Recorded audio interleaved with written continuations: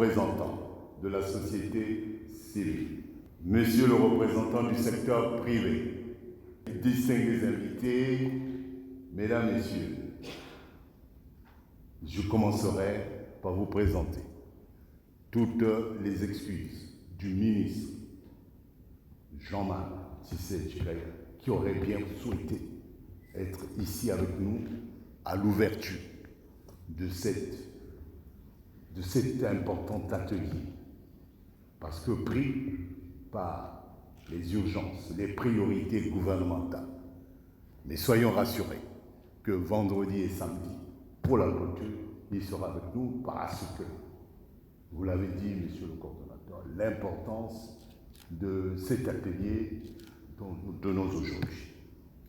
Donc, distingués invités, mesdames, messieurs,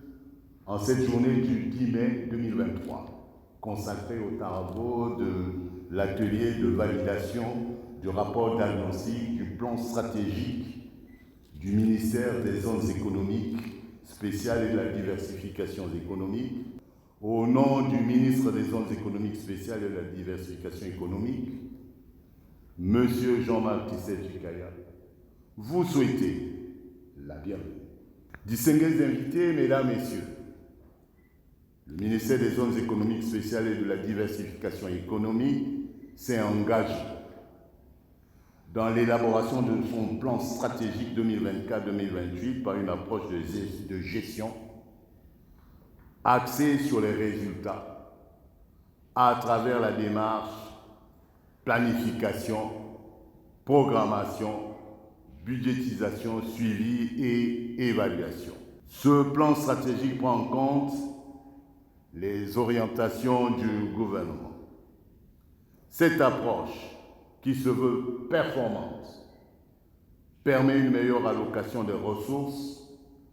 à partir des orientations et priorités futures de notre secteur et partant de notre pays. L'élaboration et la mise en œuvre de plans stratégiques ministériels et étroitement liés à la nouvelle programmation budgétaire vise à assurer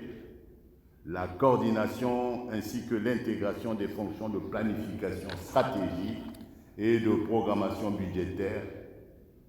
permettant la traduction concrète dans le budget les orientations du plan national de développement 2022-2026.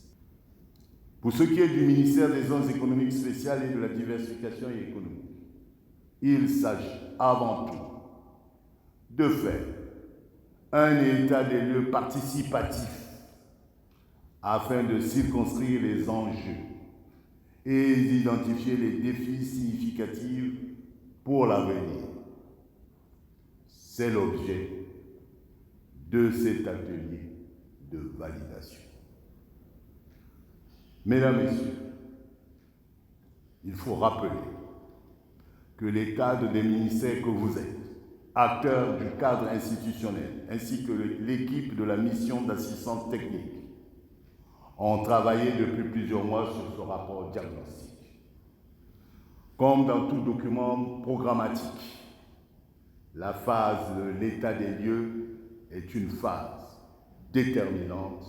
pour l'élaboration du plan stratégique ministériel 2024-2028. Ce diagnostic stratégique que vous allez examiner nous permettra de mieux maîtriser les problématiques qui minent les domaines des zones économiques et de la diversification économique de notre pays, afin que ces zones économiques spéciales, en s'appuyant sur des secteurs à fort potentiel de croissance, agriculture, tourisme, développement industriel, développement des activités immobilières, économie numérique, deviennent véritablement la force motrice du levier de développement d'une économie forte, diversifiée, résiliente, pour une croissance inclusive et un développement durable, grâce à la promotion irréversible d'un tissu industriel local, hors pétrole, créateur d'emplois et porteur de richesses, tel défini dans le PND 2022-2026. Je suis persuadé, sur la base de votre expertise, que les recommandations qui seront retenues permettront d'avoir un excellent cadre de suivi des indicateurs de notre secteur et mieux encore d'alimenter en données fiables le cadre de mesure des résultats pour une meilleure performance. Mesdames, Messieurs, sachant compter sur l'accompagnement technique